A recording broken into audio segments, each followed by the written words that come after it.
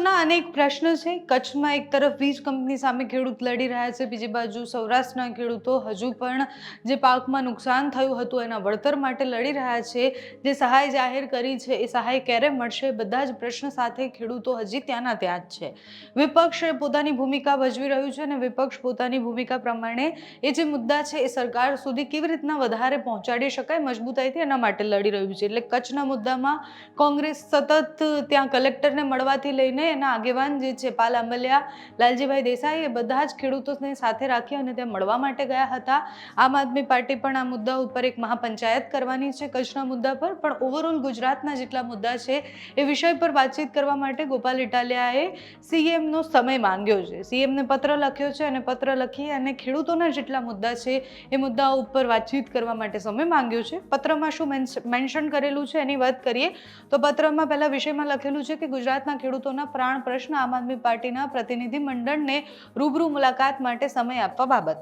જય કિસાન સાથે ઉપરોક્ત વિષય અનુસંધાને જણાવવાનું કે ગુજરાતમાં ખેડૂતો અનેક પ્રશ્નોના સામના કરી રહ્યા છે। ગુજરાતમાં આજે પણ કરોડો લોકો ખેતી પર નિર્ભર છે, પરંતુ આપણે ખેતીને નફાકારક બનાવી શક્યા નથી। ત્યારે ગુજરાતમાં દર વર્ષે કેટલાય વિસ્તારોમાં અતિવૃષ્ટિના કારણે પાક નિષ્ફળ થયા છે, ખેડૂતો દેવાદાર બની રહ્યા છે। ગુજરાતમાં ખાતરની અછત છે, સિંચાઈના પાણીની અછત છે, મોંઘા બિયારણ છે, ગ્રામ્ય ઇન્ફ્રાસ્ટ્રક્ચરના અભાવ છે, ખેડૂતોને પોતાની જણસના પોષણક્ષમ ભાવ નથી મળી રહ્યા। ત્યારે કેટલાક વેપારીઓ દ્વારા કડદા પ્રથાના નામે કોઈના કોઈ બહાના હેઠળ ખેડૂતોનું શોષણ કરવામાં આવે છે। બોટાદના ખેડૂતોની કડદા પ્રથા બંધ કરવાની માંગ સાથે ખેડૂતોએ ગાંધી ચિંધ્યા માર્ગે આંદોલન કરવાની ફરજ પડી।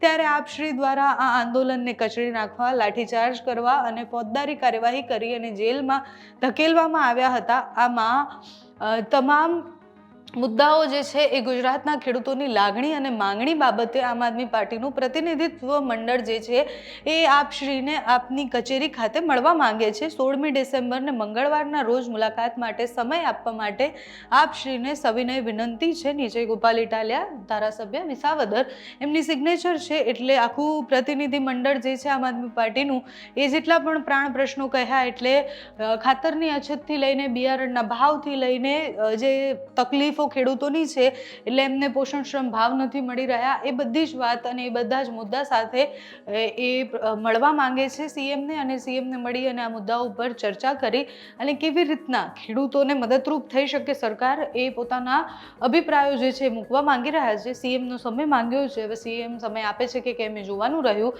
બાકી કચ્છના ખેડૂતો તો વીજ કંપની સામે લડી રહ્યા છે, સરકારને પણ વિનંતી કરી રહ્યા છે અને સરકારને કહી રહ્યા છે કે જે પોલીસ પ્રોટેક્શન ને બધું મળે છે એ લોકોને ન મળવું જોઈએ।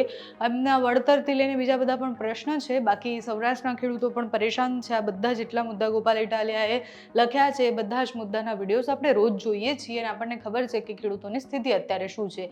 સીએમ મળવાનો સમય આપે છે કે કેમ એ જોવાનું રહ્યું। તમારું આ વિષય પર શું માનવું છે અમને કમેન્ટ્સમાં જણાવજો। અત્યારે આ વિડીયોમાં બસ આટલું જ। જો તમે અમને યુટ્યુબ પર જોઈ રહ્યા હોય તો સબસ્ક્રાઇબ કરજો, ફેસબુક પર જોઈ રહ્યા હોય તો ફોલો કરજો, અમારા વિડીયોને લાઇક અને શેર કરજો।